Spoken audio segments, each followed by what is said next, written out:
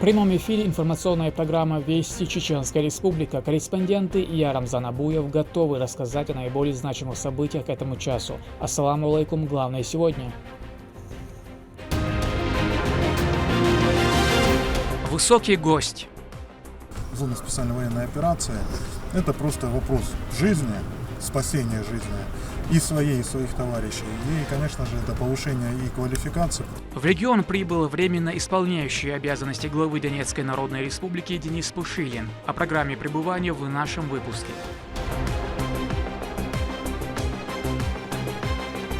Здоровье дороже золота. В республике стартовала дополнительная иммунизация по полиомиелиту. Проводится очень большая работа.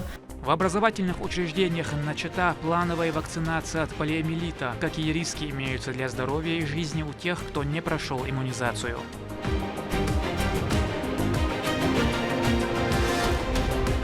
Золотой генофонд. Я считаю, что это награда всей нашей команды во главе с Ахмедом Махмудовичем Дудаевым. И надеюсь, что в будущем их число будет только расти. В Грозном чествовали лауреатов премии интеллектуального центра «Серебряная сова». Имена победителей узнаем в этом выпуске.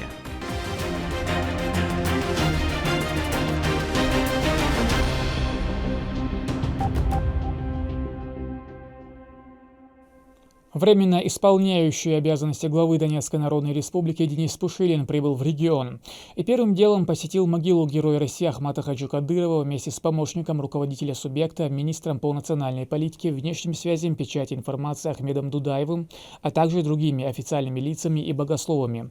В своей речи Пушилин с уважением отозвался о пути первого президента Чеченской Республики и тех, кто его продолжает в настоящее время. В целом, ту мудрость, которую он заложил для своим детям, своим внукам, своим последователям, позволила и сейчас Чеченской Республике включиться во все процессы, с пониманием риска для жизни, для здоровья, ничего не останавливает, потому что цена всем помочь. Поэтому это знаковое для нас лично. Действительно важное дело, которое тогда сделано своими усилиями. В самых непростых обстоятельствах нужно было сохранить всемирную чеченскую и сохранить бывшую Россию. И именно поэтому отношение такого президента России это абсолютно искренне. Мы все это видим, мы все это знаем. Путь, который проложил Ахмат Хаджи, это истинный путь. Верный путь. Мы желаем по этому же пути вам тоже пройти. Временно исполняющий обязанности главы Донецкой Народной Республики Денис Пушилин побывал в первом учебном заведении в стране для обеспечения профессиональной подготовки специальных подразделений Российском университете спецназа в Гудермесе. Чиновнику показали, как проводится подготовка добровольцев и возможности комплекса. Также он пострелял из оружия в тире, а вот результаты стрельбы расскажет Лейла Муртазова. Аэродинамический комплекс, расположенный на базе Российского университета спецназа, стал первой точкой посещения временно исполняющего обязанности главы Донецкой Народной Республики Дениса Пушилина, прибывшего в сопровождении помощника руководителя субъекта, министра Чеченской Республики по национальной политике, внешним связям, печати информации Ахмеда Дудаева. Кроме гражданских, тут еще проходит курс военный, также со всеми оборудованием, кислород, ГК, оружие. В ходе визита гость изъявил желание полетать в аэротрубе, а после ему показали стрелковую галерею, где под руководством опытных инструкторов проходит обучение новобранцы. На данный момент очередная группа добровольцев ведет активную тактическую и огневую подготовку. В Российском университете спецназа есть все нужные условия для обучения современного бойца. Стоит отметить, что на базе выпустили более 10 тысяч защитников Отечества, которые принимают участие в самых горячих точках СВО. Денис Пушилин понаблюдал, как протекает процесс подготовки добровольцев, ознакомился с программой и условиями, созданными для прохождения обучения. Также гость пообщался с бойцами лично. Берегите себя. Вот. И вы на самом деле герои, то, что уже для себя сами сделали выбор, потому что вы добровольцы. продемонстрировали Пушилину и современный боевой арсенал, используемый на линии фронта. Эффективные дроны, необходимые для наблюдения, разведки, корректировки артиллерии и нанесения ударов на наземные цели. Снайперские винтовки, экипировка и медицинские предметы, которые нужны при оказании первой помощи. Буты, турникеты кровоостанавливающие, гемостатические средства для тампонирования раны при артериальных кровотечениях. Также ППИ, бандажи при венозных кровотечениях, антисептические давящие повязки. Свою экскурсию в учебном заведении гость завершил в тире, постреляв из оружия. Денис Пушилин высоко оценил возможности Росспецназа. Прям жизненно необходимый сейчас университет, и он должен быть не один. И то, что сейчас есть возможность отправлять сюда инструкторов, потому что центры подобные, в какой-то части может быть, но для ребят, для тех бойцов, которые отправляются в зону специальной военной операции, это просто вопрос жизни, спасения жизни и своей, и своих товарищей. И университет российского спецназа, то, что он есть, и то, что он поддерживается со стороны Рамзана Ахматовича, это прям большое достижение, это прям полезно для всех тех, кто хоть близко даже подходит к специальной военной операции. А, соответственно, это только нужно развивать, и это нужно поддерживать на всех уровнях. Как известно, с началом СВО региональный общественный фонд имени Героя России Ахмата Хаджи Кадырова на регулярной основе поставляет гуманитарный груз как военнослужащим, так и мирным жителям. Огромный вклад в общее дело благотворительной организации не мог не отметить и Денис Пушилин. Где-то и прямой помощью, где-то это автомобили такие необходимые, особенно на первых этапах. Это сейчас уже включились многие, то есть и организации гуманитарные, и регионы, то есть и сейчас уже совершенно в другом темпе это все развивается. А на первых этапах, я вам скажу, это было очень серьезное подспорье, это была и как раз вот отклик от Рамзана Ахматовича, который сразу откликнулся, где нужно, помимо своих подразделений, конечно же, он еще помог очень много и нашим, и продолжает помогать нашим подразделениям. РУС – единственное учреждение в России такого уровня, которое готовит сотрудников силовых подразделений, а теперь и добровольцев со всей страны и зарубежья. Неудивительно, что чеченские спецназовцы признаны самыми лучшими в мире. Лейла Муртазова, Ислам Ибрагимов, Саид Селим Ампукаев, Вести, Чеченская Республика. Денис Пушилин побывал в гостях и у главы Чеченской Республики Рамзана Кадырова. Руководитель субъекта встретил временно исполняющего обязанности главы ДНР вместе с помощником, министром региона по национальной политике, внешним связям, печати информации Ахмедом Дудаевым. Уже за столом в непринужденной обстановке гость рассказал о впечатлениях, которые на него произвел Российский университет спецназа. Современный учебно-тренировочный комплекс не зря считается лучшим в стране и вносит огромный вклад в СВО. Рамзан Кадыров, в свою очередь, выразил благодарность за визит, выразив уверенность в скорейшей победе над украинскими неонацистами. Региональный общественный фонд имени Героя России Ахмата Хаджи Кадырова продолжает поставку гуманитарной помощи в зону специальной военной операции. В этот раз бойцам чеченских подразделений от благотворительной организации были приготовлены коробки с самым разным продовольствием. В пайки вошли сушеное мясо, колбасы, напитки, сахарный песок, чай и многое другое. То, что должно дать силу, энергию бесстрашным защитникам Родины. Окшарчуаха, Тиво Хуманца, Титульчунца, Ючунца, Массу Хуманца, Рамзан Ахматовича, Фондира, Эманиси, Цара, Массу Ауршай, Далучки, Пара, Годяшду, Цар, Годяшда, Царима, Хоки, Пара, Хозигаха, Датастил, Дагерта, Ницко, Чурбацара, Хунтальча, Ирн, Араха, Шелвелчи, Умхилчи, Олштук, Шелвел, Мацвил, Салти, Вацал. Ишелцавали, твяч мацавали, твяч массу ауара, цушим годяшду, Аллах дейл рез хилцарна, годарна, массухум латтарна, дал шедя, дольцар мялдяштек. В селении Толстой Юрт и станице Горячеисточнинская установлены мемориалы в память о сотрудниках ОМОН Ахмат-1 Управления Росгвардии по региону Исяду Дуркаеве и Руслану Батукаеве, погибших при исполнении служебных обязанностей. Доски разместили по инициативе начальника Управления Росгвардии по республике Шарипа Делимханова на стенах школ, где учились бойцы. На церемонии присутствовали официальные лица, родственники и коллеги, а также почетный караул и оркестр Грозненского соединения Росгвардии. Присутствующие выразили соболезнования родным и близким погибших правоохранителей руководителей и отметили, что все должны знать и помнить героев своего народа. Благодаря массовой вакцинации в современном мире полиомиелит – заболевание редкое, однако оно есть и поражает всю нервную систему. Болеют как дети, так и взрослые. Лекарства от полиомиелита не существует. Единственной мерой предупреждения заболевания является вакцинация. Роспотребнадзор по Чеченской Республике призывает население не отказываться от прохождения иммунизации, а сберечь здоровье и качество жизни.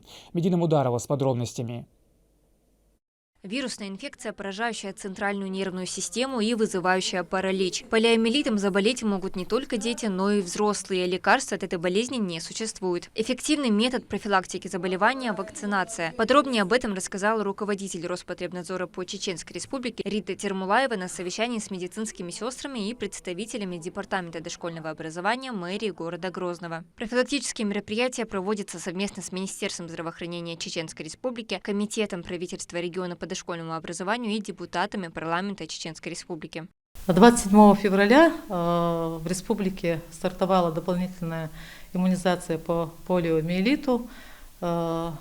Проводится очень большая работа совместно с Министерством здравоохранения Чеченской Республики, с Комитетом по дошкольному образованию, со всеми заинтересованными ведомствами. Сегодня мы встречались с нашими коллегами, медицинскими работниками из дошкольных детских учреждений города Грозного. Появились у наших коллег вопросы, которые требовали разъяснения и совместного обсуждения. Ранние симптомы инфекции, такие как увеличение температуры тела и слабость, могут напоминать обычную простуду. Паралич – самый тяжелый из них. Он может привести к необратимой инвалидности. При появлении тревожных признаков необходимо немедленно обратиться к врачу. Лечение проводится только в стационарных условиях. Согласно нацкалендарю, детей от полиомиелита начинают прививать с 3 месяцев. Это первые получают инактивированные вакцины, а дальше уже оральную. 3, 4,5, 6 месяцев и так далее.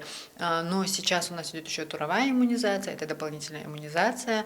Детей прививают, но каждой семье подход индивидуальный. То есть нет такого, что поголовно всем делают ОПВ или поголовно всем ИПВ делают. Учитывается семейный анамнез, учитывается индивидуальный анамнез ребенка, и в зависимости от того, какая обстановка в семье, и решается вопрос, чем именно прививать ребенка. Это либо инактивированная, либо же это оральная живая вакцина. Чаще всего болезнь поражает детей до 10 лет, но наиболее восприимчивы малыши до 5. Дошкольные учреждения активно занимаются профилактикой этого заболевания. Они являются некой связующей нитью между поликлиникой и детьми. Один из таких – детский сад номер 44 Жовхар. Главная задача медсестер – объяснить родителям всю серьезность ситуации. Во-первых, к нам приходят постановления с Роспотребнадзора, поликлиника рекомендательные письма посылает. Мы их заверяем, делопроизводство вносим, номер ставим, и я уже дальше передаю эту информацию, довожу до родителей. Прислушиваются к рекомендациям, относятся очень серьезно. Подобные работы ведутся во всех детских садах Чеченской Республики. Все для того, чтобы предотвратить опасное заболевание. Прививка от полиомиелита – единственная возможность защитить ребенка от вирусного заболевания, последствия которого могут привести к инвалидности. По словам специалистов, родителям следует внимательнее относиться к здоровью ребенка и понимать всю ответственность, чтобы избежать нежелательных исходов. Медина Мударова, Резван Насипов, Вести, Чеченская Республика. В Грозном подвели итоги премии «Серебряная сова». Она учреждена интеллектуальным центром Чеченской Республики и представлена в 13 номинациях. Финансирует конкурс региональный общественный фонд имени Героя России Ахмата Хаджи Кадырова. О лауреатах расскажет Наталья Депутатова. Как и на первом торжестве, состоявшемся в 2005 году, так и на 19-м празднике интеллектуалов свою значимость сохраняют номинации «Наука», «Образование», «Искусство», «Здравоохранение», «Литература», «Учитель» и «Журналистика». В свою очередь, жюри, посовещавшись, выбрали в этих категориях наиболее достойных. Конечно же, не обошлось и без музыкального сопровождения в исполнении известных чеченских артистов.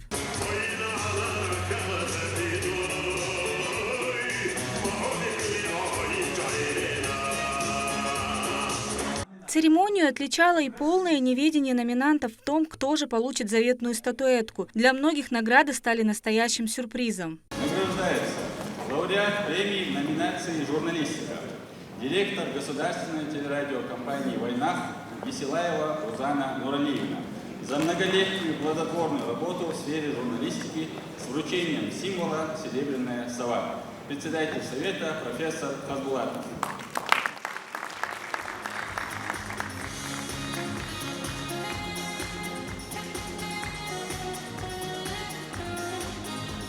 На самом деле было очень неудобно получать такую высокую награду среди тех людей, которые очень много лет работают в различных сферах, заслуженных, интеллектуальных.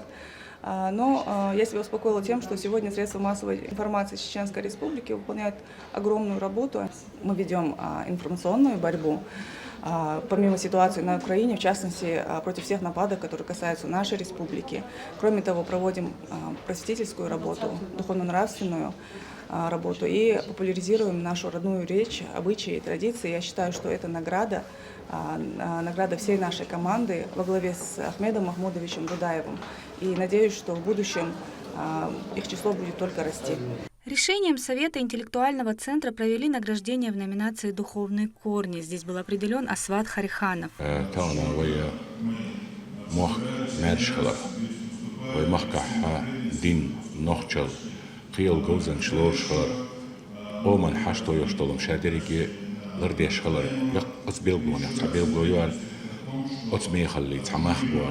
Совет интеллектуального центра Чеченской Республики, состоящий из 450 человек, тщательно отбирал кандидатов в победители по всем номинациям. Были тяжелые времена. Действительно, самым главным для людей было жилище, кусок хлеба. Но все это имело бесспорно большое значение, но огромное значение имело возвращение народа в духовную жизнь. В жизни, где ценится образование, где ценится интеллект, где ценится духовность. Инициатором этого движения стал покойный первый президент Чеченской Республики, герой России Ахмад Хаджи Кадыров. Да, Аллах поблагодарен. Он нас собрал, нас было немного, и внес такое предложение, проявил инициативу о создании органа общественного, который бы сплотил вокруг себя интеллектуалов, способных мотивировать нашу молодежь и тех, кто уехал из республики, чтобы они могли вернуться. Вот эта задача была поставлена перед нами. 19-я торжественная церемония стала настоящим источником мотивации для старшего поколения добиваться новых успехов. Молодежь же, смотря на этих людей, в свою очередь учится ставить перед собой самые невыполнимые задачи и прямой дорогой идти к ним. Награждается лауреат премии в номинации «Молодой интеллектуал», доцент кафедры философии, политологии и социологии Чеченского государственного педагогического университета, кандидат философских наук Сугаипова Элина Ибрагимовна за высокие достижения в научно-исследовательской работе с вручением символа «Серебряная сова». Профессор Хазбулатов, председатель Совета интеллектуального центра.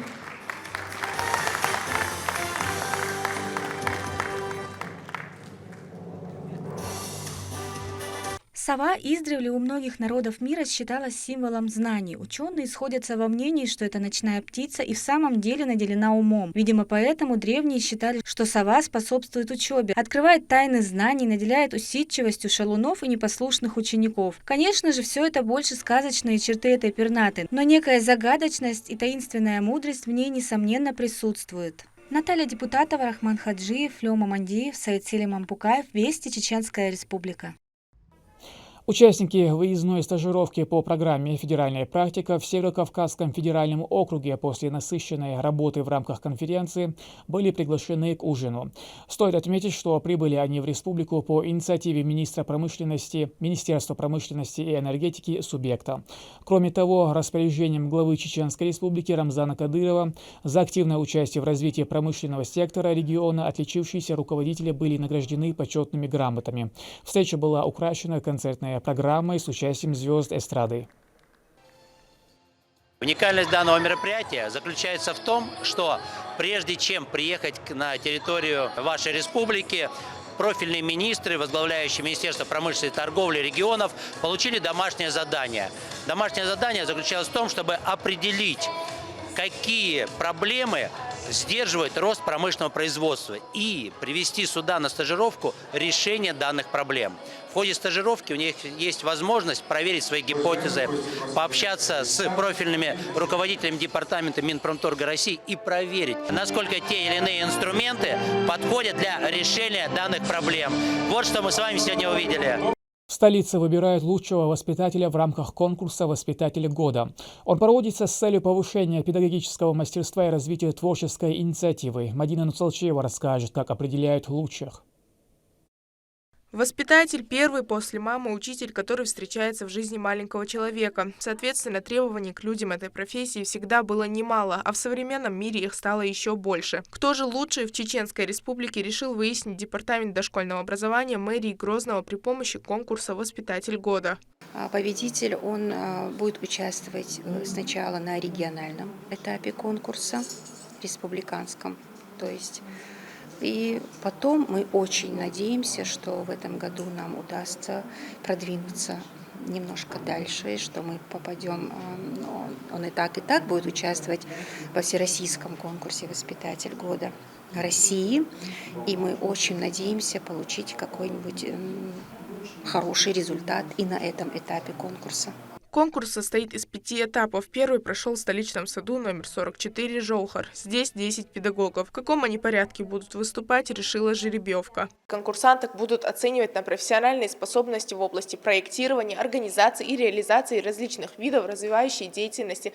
На каждом из этапов есть определенные задания. На первом оно называется «Моя педагогическая находка». Суть его в том, что каждый из участников в эссе рассказывает про свою уникальную образовательную программу, основанную на личном опыте. Амира Эрзнукаева работает воспитателем младшей группы вот уже год. Она заметила, что частой проблемой у малышей в возрасте с 2 до 4 лет является задержка речи. Главная суть ее метода – через игру разговорить ребенка. Несмотря на других детей, что они делают, что они рассказывают, они уже как бы повзаимствовали у остальных детей эти слова, как они показывали эти фигурки фруктов, овощей, там животные. Они запоминали автоматически их название, цвет, фигуру. Доклад воспитателя детского сада номер 25 «Мандарин» Линды Абдулаевой также был посвящен задержке речи у дошколят. Для развития артикуляционного аппарата у ребенка она предлагает самомассаж. Чаще всего самомассаж проводится в игровой форме, допустим, в зависимости от темы, называя какие-либо упражнения, меняя название упражнений, заинтересовывая ребенка в участии. Допустим, у нас конкретная тема, и вот по этой теме, допустим, давайте поможем там вот этому вот зверьку, давайте повторим за ним. Или же давайте мы покажем ему, как что надо делать. И вот так по мере того, как у вас проходит игра, вы переименовываете артикуляционные упражнения и упражнения самомассажа и помогаете детям заинтересоваться в этом. Взрослый играет важную роль в жизни малыша, позволяя ему проявить инициативу и исследовать окружающий мир. И делать это нужно правильно, заявляет Айза Уцмиева. Главная цель девушки – сформировать у малышей осознанное и бережное отношение к природе. Мы, например, своими руками создали с детьми книгу «Окно в природу», чтобы им наглядно было все понятно, интересно.